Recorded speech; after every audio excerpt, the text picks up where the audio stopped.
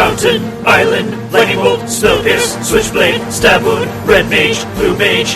Can't even get any of this open. God! You never used a computer before? No! It's my first time opening a laptop. Oh my god. I believe it. Hey! Hello! This is my first time speaking too, apparently. First time computers, first time language. I also just drooled all over myself. Listen, that'll happen early on, the first time you're speaking in some time. Hey! Hi! This is Red Mage, Blue Mage. I'm Kenny. I play blue. I'm Amber, and I play red. And it's time to talk about a little something I like to call Magic the Gathering. Oh, is this what this podcast is? It's a trading card game. The first and the best. Would you agree with that assessment? Are there any other card games? Yeah. You got Euchre. You got Cribbage. Yahtzee. You got Risk. Got Rummikub. That was called Rummikub. It's Rummikub. That was Rummikub. Can we... What? Let's go ahead. I was going to ask if we want to look it up, but no, we don't want to look it up. We don't look up things on this show. I've never looked up a damn thing once. No, if you're looking for accuracy, you've come to the wrong place. I'm very sorry. Let's go ahead and get into things today, because I did some prep work for today's show. What? Yeah, I wrote some stuff. You know how you like to be the big writer and you like to write stuff and then pretend, I don't write stuff. What are you talking about? I wrote something today. Okay. And I'll show it to you here in just a second. First, though, you chose the theme for today's episode. It was a while ago, so you probably don't. I'm looking at your face, you're like, what did I say? Yeah, what did I say? Well, I was looking for something that I could do some work on and sort of present a show, and you're like, I like artifacts. And so I was like, okay, this is a good direction to go in. And so with a little more brainstorming, we came up with an artifacts-based show. Me. As I say, we were talking about I think there's a key thing that you said earlier where it's like, you pick something and then I worked on it, which sounds about right. Yeah. Because I don't remember doing anything for this. So this is the Artifact show. I'm sure we'll come back to artifacts quite a bit in the future because oddly enough, no, not oddly enough. I was going to say oddly enough, this is something we overlap on, but you know what? Red, blue are the artifact colors. Is it? Yeah, absolutely. So did you like that? This makes sense. Did you catch that? What? Never mind. Did you pun? Listener, wink. I hope you got it. Did you say, I'm going to ask you a question here? No. No. That makes sense why I didn't catch it. Can we just go now? Can we just get on this bus? Yeah, let's go. Oh yeah. Welcome to Flavor Town. Home of the creamiest flavors this side of Berlin. I can't run. It is illegal. Okay, we're in Flavor Town. So I did write something for you today. Okay. I wrote something in my wheelhouse. I've mentioned before that in my professional life, I am a college professor. So I wrote you a quiz. Oh. God.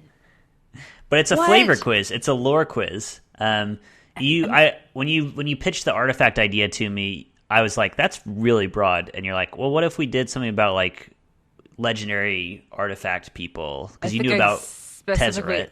Yeah. And you knew about Urza. They both like to spend time alone with artifacts. Or inside them. Yeah. Sure. And so I guess Wink. Let's start super broad strokes before we get into the quiz. Let's start with Tezzeret because he's the newer of the Planeswalkers. He's got long hair. What I was going to say, what do you know? Tell me everything you know about Tezzeret.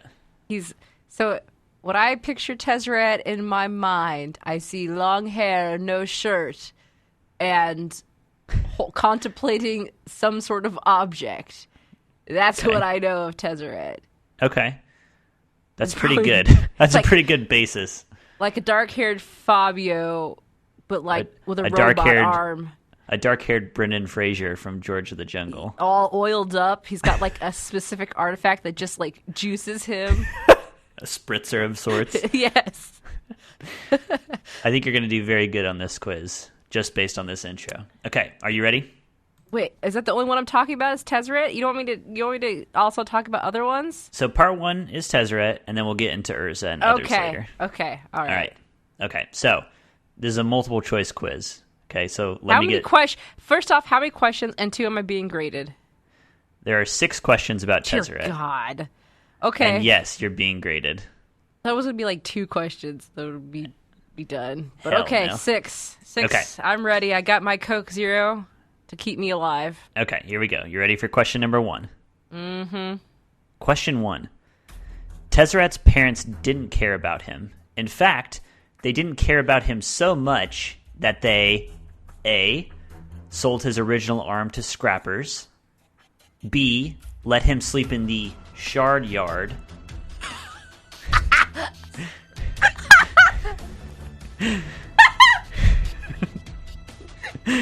Sorry, continue. C. didn't give him a name, or D. caused him to spark out of pure neglect. I really, really hope it's D. Like, if I was to choose all one just for pure, like, so it's like between shard yard. I was going to say, let's have, you'll give 2 answers. One will be your real answer, and the other will be what you wish were the answer. So or you hope is the answer. I wish it's D. I wish it just pure neglect. It's so sad. But I think it's probably, wait, D was the neglect one, right? Yes, correct. C was the no name. Yes. I'm going to go with C as my real answer. You are correct. Yeah! Let's see. They neglected him so much that they didn't even bother naming him. Well, I figured he named himself because Tezzeret seems like a really fucking ridiculous, like, self-named name. Doesn't it, though? I'm Tezzeret! And in fact, that leads us right into question number 2. Oh, God. Tezzeret, the name the boy came to be known by, translates to what? A. Improvised weapon. B. The doom that waits. C. Metal hair. Kitty! Or D. Claw of death. Are you kidding me? Okay, so... One of these is correct. What was the first one again? That made me... Improvised weapon. So that one, I wish it was that. But it's probably B, because that sounds really edgelordy. The doom that waits? Yes. So you're going to go with B? I'm going to go with B as my real answer. That is incorrect. Are you serious? That's way better than the claw of whatever. That's not the right answer either. The correct answer is A, improvised weapon. No, is it? Yeah. That's so stupid! So in the lore, Tezzeret, as like a, I don't know, academy schoolboy, shanked another student and then took on the name Tezzeret, which was their word for improvised weapon. Moving along. You're like scratching your head. Oh my god. Okay, so you're starting to get a picture of this character. Neglected, shanking school children. Hold up. Yep. So let me just take it aside right here and think. Actually, that's not a bad choice, because if you think about it, if people had to call him something, they would do it early on. And the doom that waits is something that like a 30-year-old man names himself. I don't know, a teenager might do that. Oh, a teenager. Yes. Yeah. Okay, anyway. Yes. Okay. Let's progress Tezzeret's story here. Question number 3. What magical talent did young Tezzeret exhibit? A. Dark matter magic. B. Rhabdomancy. C. Electromagnetic field manipulation. Or D. Inorganomancy. I wanted to be D. Inorganomancy is a great magic name.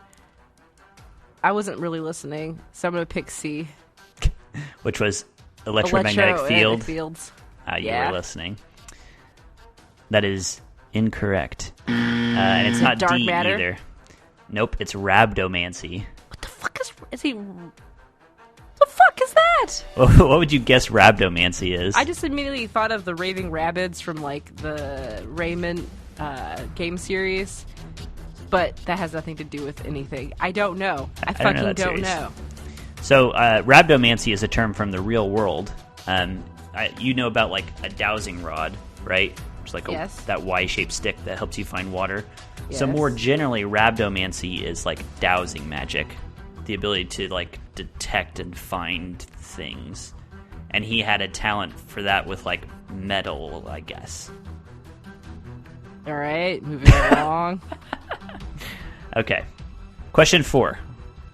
We're halfway there. You've gotten 1 question out of 3 right. Question 4. Failing. What was the name of Tezzeret's headmaster at the Academy of the Seekers? A. Ferris Oxidia. B. Titania Mu. C. Amulet Panex. Or D. Galdarian Vorus. I'm gonna go with D, but the amulet name sounds great. Well, the correct answer is C. Amulet Panex. That is the actual answer. I thought that was something you made up because it sounds like a Kenny name. It does, doesn't it? Yes, it does. I really enjoyed the metal-based name, Ferris Oxidia. I thought that was so stupid that it might actually be the right answer. But it's not. It's Amulet Panex. I just love that they take the time to name some of these characters. Yes, I mean, I would. Are you kidding me? You do. I do. Okay, continue. Question the 5th. What conflict between Tezzeret and Nicol Bolas led Tezzeret to try to ally himself with Jace? A. A real estate dispute about a mine. B. The reading of an elder dragon's will. C. An airship accident. Or D. An interplanar lawsuit. No! These all sound dumb! I'm One of gonna them... go with the real estate for a mine! That is correct! What the fuck?! Yeah, Tezzeret and Nicol Bolas were both trying to control the same mine system in a mountain, and so Tezzeret tried to ally himself with Jace. And, This clause will get him out of this. There's a legal loophole! honestly, that's like, this has been the thing in the lore that I enjoyed the most. The idea of the bureaucracy. And it makes sense that Jace would get involved. Yes, being like a living contract himself. Exactly. All right. I'm ready. All right. This question, if you get it right, will give you a 50% on this quiz. Question 6. When a number of planeswalkers caused the planar bridge portal in Tezzeret's chest to, quote, implode and collapse upon itself, how did Tezzeret seal the gaping hole in his chest? So I want you to imagine all these answers in quotation marks. Okay. A. With an experimental alloy infused with the essence of God Eternal Hazaret. B. Through sheer will. C. With a mystic gesture. Or D. By filling it with an aetherized mana gel. I want it to be C, and it's just like a mystical dab. I'm gonna say will. B, will. Oh, you were so close. It was the mystical dab. Are you serious? Yeah. I should always go with my goddamn gut. I think it's a stupid answer. It but is, clearly yes. The stupid answer is the correct answer. So Yes. we'll see if I take the lessons learned. I was going to say, and apply it to the next. You're seeing the point of this quiz now is like, they didn't do it. It's not that stupid. I know these are stupid, but it's not that stupid. No, it's that stupid. So that's Great. That's the Tezzeret quiz. Yeah, I love that. I was reading through his lore, and literally on the wiki, they're like, he healed himself with a magic gesture. It's just the laziest fantasy writing ever. Wipe on, wax on, wax off. Wipe Wax on, wipe off. Wipe your ass. Heal yourself. Wipe that ass. Oh man. So that's Tezzeret. What do you know about Urza? Same deal. Just tell me everything you know about Urza. He's an old man now, maybe. And I just know that also he did some sad bad things to people. Yeah. I think Karn is one of them. Did he do shit to Karn? Karn's involved with Urza, yes. And Karn's like this good metal boy, and Urza's like, is he not good? Is Karn also stupid? No, Karn's good. Okay, I was gonna say, cause like he can't like kill things. No, Karn's a pacifist. So Urza's like exploiting Karn for things. So I just see this old nasty man's. That's a good thing to have in mind. We're gonna explore that right now. You ready? Yeah, I'm ready. All right. Question 7 on this quiz. What 2 objects did Urza and his brother Mishra discover, leading them to wage a world war against each other? A. The energy stone and the matter stone. B. The hard stone and the soft stone. C. The light stone and the dark stone. Or D. The might stone and the weak stone. Are you fucking shitting me right now? They're fighting over goddamn rocks? It's like a child. It's like blood diamonds, baby. We got light, dark, heavy, soft, and hard.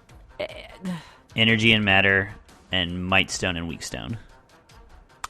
Okay, so lessons learned from last time. Go the stupid answer. Hard and soft. Oh, I love it. Is that what you want the answer to be as well? Yeah. Incorrect. God damn it! The correct answer is the might stone and the weak stone. That was my second guess! Oh, shit. Yeah, Urza took possession of the might stone, and Mishra took possession of the weak stone, and they waged a world war trying to take the other stone from the other one. They used him to evolve their EVs. Yeah, exactly. And then they fought a glorious battle that wasn't really that glorious. So they discovered these stones. They were like ancient artifacts of the Thran. And you might recognize Thran as being the ancient civilization that Yawgmoth, in his human form, originally came from. Don't know anything about Sexy Yawgmoth. Don't know what you're talking about. All right. Question 8. You'll like this one. The ruler of Yosha announced a contest for his daughter's hand in marriage, a contest that Urza won. What did the contest ask the contestants to do? Oh my god. A. Can I just guess? Okay, let's hear your guess first. Bake a pie. A. Clean the castle. B. Move a heavy statue. C. Say an ancient tongue twister. D. Make a tasty soup. I was close! I mentioned something stupid like move a statue. I'm gonna go with move a statue. Final answer. Move a statue is correct. Yeah! Because Nice. he probably used his might stone. He made it was like the Egyptians moving giant blocks. He rigged up some Got complicated some soap and balloons. Yeah, and managed that crack you up. God. You're so fucking pleased right now. Get soap in a balloon. Woo! Fuck you. Let me enjoy my life, Kenny. I'm crying. All right. Question 9. Yes. What object did Urza use as a doomsday weapon, ending the Brothers' War and bringing about the Ice Age? A. A hairbrush.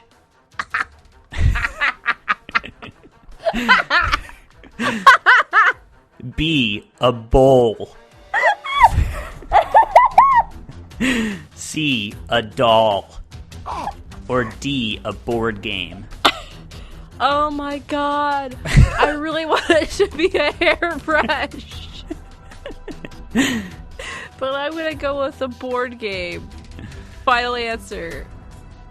Correct answer is neither. It's a bowl. And actually, disappointing. this bowl that he used, it's called the Golgothian Silex. Karn just went on a mission as recent as Dominaria to find it. It's buried somewhere, and he's going to try to use this doomsday weapon again against the Phyrexians. So we might get this fat bag of bowl back Karn in the is story. doing it? Karn excavated it. All right. Yeah. Okay, let's keep going. God, I wish it was a hairbrush. Question 10. After Yawgmoth invaded Urza's mind and drove him insane, who healed Urza? A. Sarah. B. Ugin. C. Tezzeret. Or D. Yawgmoth. Wait. Who did it to begin with? After Yawgmoth invaded Urza's mind and drove him insane, who I bet you healed Yawgmoth Urza? would do it. That's my final answer. Gotcha. It's not Yawgmoth. It's Sarah of Sarah Angel fame. Why would you do this, Sarah? Why would you heal this nasty man? The part of the story you'll like is that him coming to her plane brought this corruption with him, and that's ultimately like what destroyed her plane. Ooh, yay. So, kind of a happy ending after all. All right, 2 more questions. Question 11. What was Urza's final form before death? A. A floating, talking planeswalker spark. Like B. Clippy. B. Fused into the world body of Yawgmoth. C. A disembodied head with gems for eyes. Or D. A sentient 100-foot-tall mecha. If I want to be the floating head. That's Floating- my answer. The disembodied head with gems for eyes? Yes. That is correct. Yeah. Like if I'm going to choose this a kind of form to be like a sweet badass, whatever, it'd be just a head with gems. That's correct. And in fact, you've seen the unstable, is that what it's called? The Whatever, unset for Planeswalker of Urza, and it's called Urza Academy Headmaster. And it depicts him in this form with his disembodied head. I didn't even look at the card enough to realize that. And his gems for eyes, one eye is the Might Stone and one eye is the Weak Stone. Huh. Wow. What a guy. Amazing. Last question. Which of these is actually a sentence from Urza's wiki? All right, buckle up. Lord. A. When the Weatherlights planned to use the stored-up white mana in the Null Moon failed to stop Yawgmoth, Urza told the crew the final secret of the legacy weapon. B. Mishra's resurrected form was reinforced with tendrils of Krovax's vampiric soul, made all the more potent by the mechanical spider legs of the Ilrath Queen. C. Entering the mana core of Dominaria, the 9 Titans united all of the colors of magic to form the Heartstone, sundering the portal and reawakening Nicol Bolas, who would later emerge from the Talon Gates. Or D. With planeswalking from the Splinter Dimension no longer an option, Urza was forced to rewire the Soul Bombs, diverting their power into the Zalfirim Time Rift, which he used to enter the consciousness of a young Teferi. This all seems plausible. And that's the most disturbing thing of all. I think the time bombs probably is something that you made up. I mean, I'm sure they exist, but I'm sure that sentence that you made. There's just something about the way you said that sentence. I don't think it's right. Okay. Like it tickled you. So I can't pick the last one. Okay. And you're like, oh, that's the right answer. I'm not saying anything. I don't remember the rest, so B. Don't even want to hear him again? Nope. So you picked Mishra's resurrected form was reinforced with tendrils of Krovax's vampiric soul, made all the more potent by the mechanical spider legs of the Ilrath Queen. Whatever, yeah, sure. That's incorrect. The correct answer was A. When the Weatherlights planned to use the stored-up white mana in the Null Moon failed to stop Yawgmoth, Urza told the crew the final secret of the legacy weapon. What a ridiculous sentence. They were all ridiculous. I hated them all.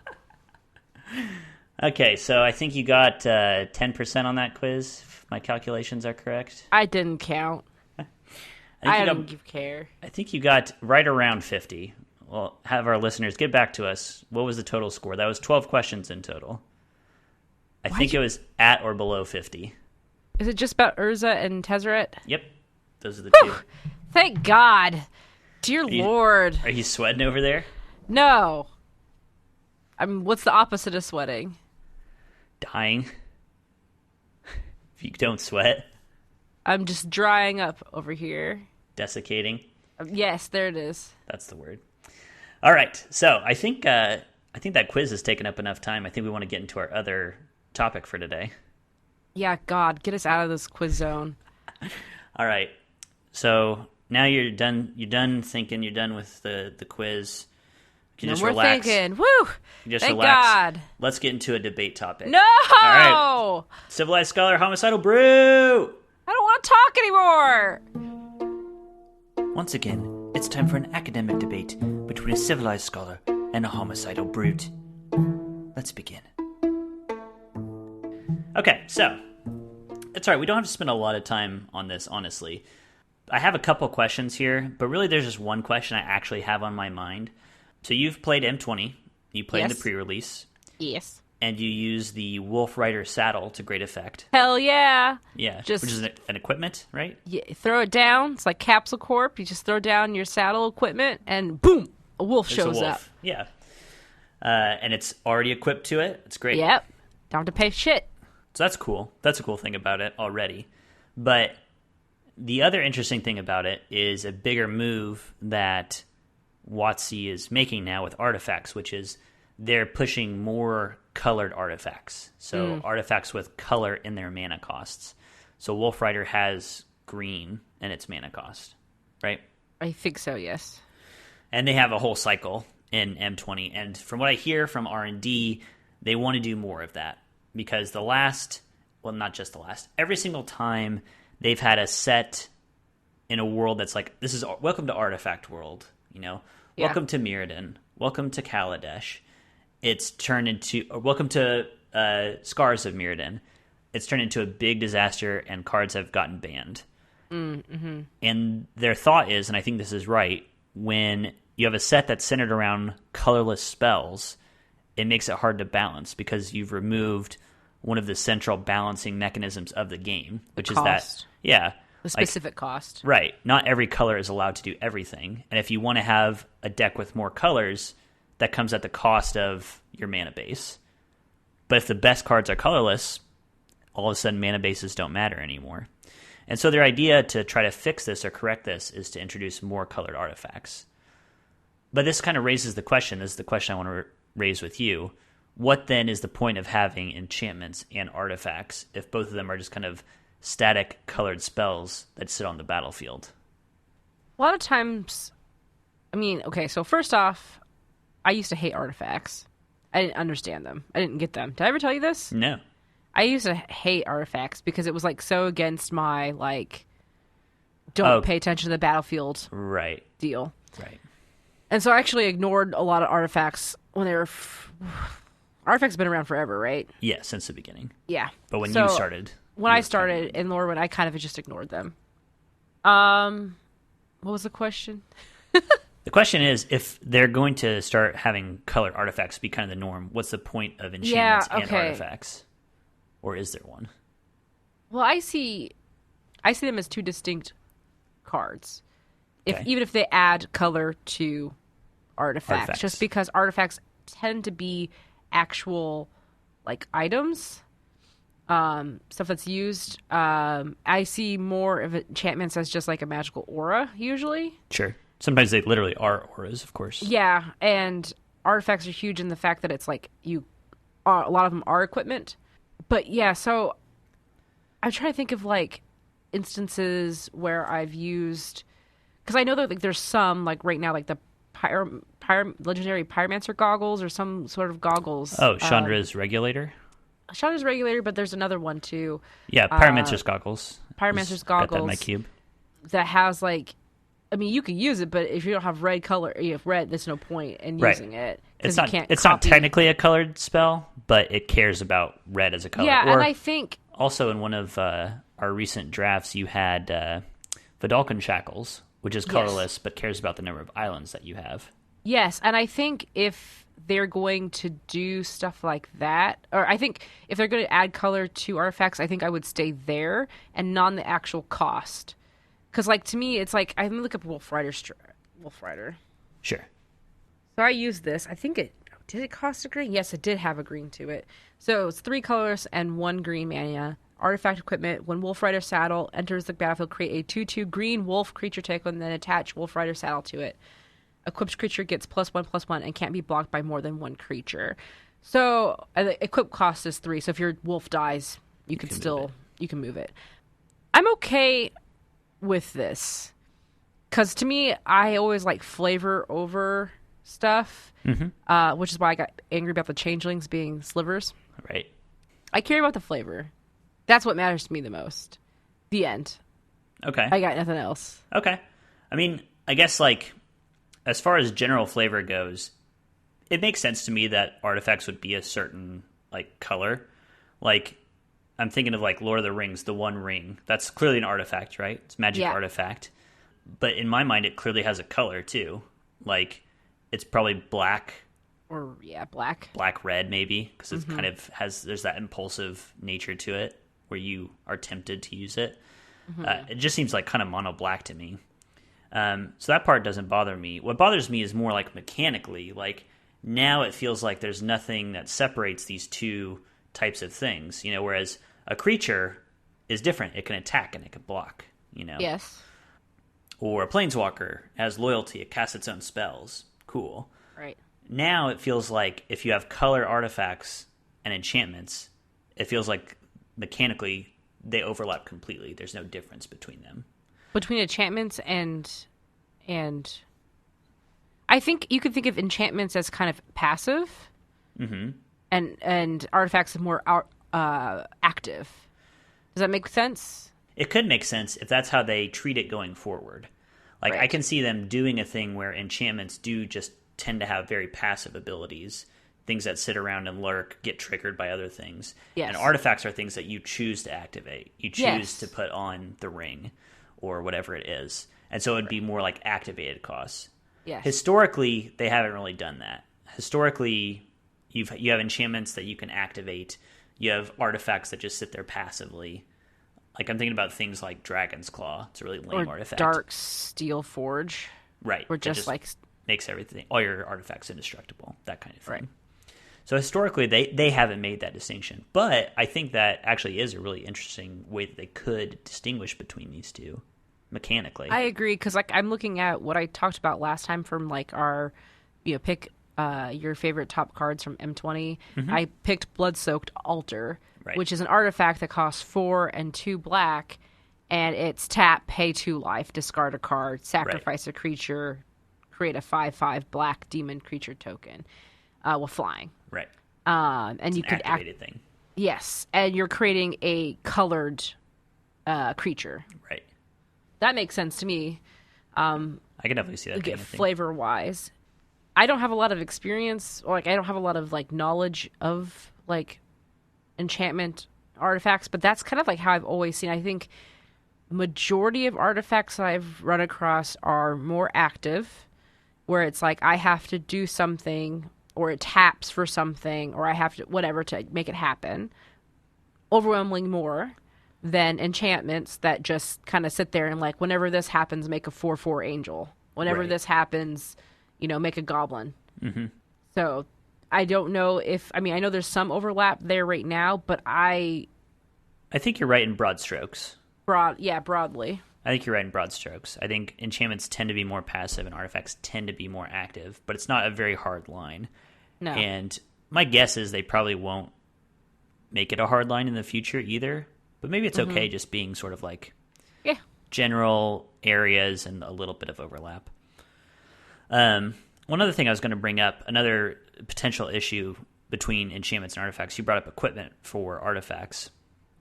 So one big thing with enchantments is you do have auras that like enchant creatures, usually. But they usually have an inherent danger to them in that, okay, you've got your creature, you enchant it with an aura. If your opponent then has a removal spell for your creature, it kills the creature and the aura. So for free, they got a 2-for-1 on you. So that inherently makes most auras kind of bad. Yep. They introduced equipment way back in Mirrodin as a type. Similar thing, put the equipment out, you equip it onto a creature, it buffs the creature in some way. Except now, when you remove the creature, the equipment stays on the battlefield. And there's a reason equipment became like a permanent, an evergreen mechanic in the game, is because it feels really good and it fixes that problem that auras kind of have. But again, this kind of like steps on enchantment's toes a little bit, where it's like enchantment auras buff creatures, but they're not very good at it, and they have this inherent weakness to it. So it feels like, and maybe they've been doing this, they kind of have been doing this, make aura enchantments better, or make better things to enchant them too, so it's not as risky. Well, I mean, it's just like again, going back to everything we talk about, like how magic is just so good because it's so customizable and you can make things your way. Like, I don't care that much about enchantments, so I typically won't have them because they don't appeal to me. Well, you want to be active. And I want to be active. And other times, and if I come across somebody who loves enchantments and loves doing auras and like flashing them and whatever, I'm going to get screwed because I have nothing to take care of enchantments. Right. Well, you also interestingly, I feel, just talking to you on this show, you have been developing a love of planeswalkers, both in What are you talking about? Playing them in the decks that you make. Excuse Your top you? M20 card was Chandra, who is a I don't know what planeswalker. you're talking about. She's not a planeswalker. She's But I think that's my what you like soulmate. about them. They are like enchantments in that they just sit on the battlefield and they accrue you value, but you activate them. You make choices. You're doing stuff, whereas a Sulfuric Vortex, which is a very good card, you're not really doing anything. It's just sitting there, ticking away damage. right. It's also, again, probably why you like artifacts rather than enchantments, because artifacts tend to be this active thing. Yes. I was looking at your notes. I was looking at your notes. So there. So I'm just saying, like, I was listening to you and also reading your words the same time. Wow. So much me. But yeah, that was my only question. I feel like you've answered my questions. I think that you've really hit upon a good solution that they could take this in, intentionally making artifacts the sort of active side of things and making enchantments more of a passive accruing value without you having to really do anything. Yeah. Nice. Auras are interesting. Auras present this unique problem. Like back in Theros, they had the bestow mechanic, which were these auras that were creature enchantments. You could cast them normally, or you could bestow them onto a creature. And if you bestow them onto a creature, when the creature dies, you get the bestow creature back. So it's a way for you to keep your value. Okay. Or in Zendikar, they had an aura called Umbra, which is if you have an Umbra enchantment on a creature and the creature would die, you remove just the Umbra instead. Like, it protects them. Mm-hmm. And I think it really just points out an inherent problem with auras that if they ever want to make auras good, they have to introduce this extra layer of like protecting your ass against getting 2-for-1.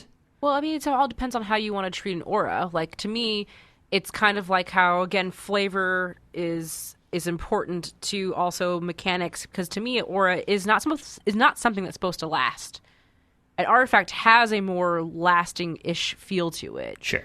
Just because of what it is. It is a tangible object. Whereas an aura could just be, like, so an angel decides to kiss my ass, and I get +2/+2 for a while. One for each cheek. Mwah, mwah, mwah. And then there you go. And then someone says, and wipes my ass from the... Board wipes you. Board wipes. See, it doesn't fucking matter. Like, that aura served its purpose for that time, and it's gone. Whatever. Aura to me doesn't seem like it should have to last for a long period of time. Agreed. But my thought on that then is if you have auras and equipment that are kind of doing the same thing, a way to differentiate them is auras are high risk, high reward. Auras should give you a bigger effect, but you're running the inherent risk that you can get 2-for-1. Yes. Equipment should be less risk because you're not going to get 2-for-1 if the creature dies, but they're not as potent in and of themselves. It shouldn't be a thing where we get things like Batterskull, which is just a sick-ass card anyway by itself and doesn't need any help at all, and it's better than any aura that's been printed in the last 10 years. I don't think that should be a thing. I don't know what that is. So Batterskull, it's 5-mana equipment. It gives the equipped creature +4/+4, vigilance, and lifelink. Holy shit. It's a living weapon, so when it comes into play, you pay it for 5. It comes with a 0/0 creature attached to it. So you just play it as a 4/4 vigilance lifelinker. And on top of that, you can pay 3 and you can return the Batterskull to your hand. So even if they kill the germ, you just move it around. You can bounce it to your hand. You can get the germ back. It's stupid. It's really stupid. That's ridiculous. And then you have, Angel Kiss My Ass for 5 white mana, and it gives you +2/+2. And then you get 2 for 1. Tisk, tisk, tisk. I wonder what an Angel's Kiss tastes like. Cut that, please. How can I cut that? Everybody. Before or after it kisses your ass? That's the question. Before. Thank God. I was moving the angel to not my kissing my butt, but just kissing me. I just didn't tell you that. And so I'm sorry. God. All right. I move to adjourn this podcast. Oh my God. I'm so embarrassed right now. I'm blushing. You've never blushed before. I am blushing right now. All right. That's our episode for today. Red Mage, Blue Mage. Get in contact with us at RedBlueMTG on Twitter. Red Mage, Blue Mage at Geekspective.com. I'm at Wolfmere on Twitter. I'm at Rocket Orca. And until next time, I will be representing Counterspell. Oh, I've got the bowl.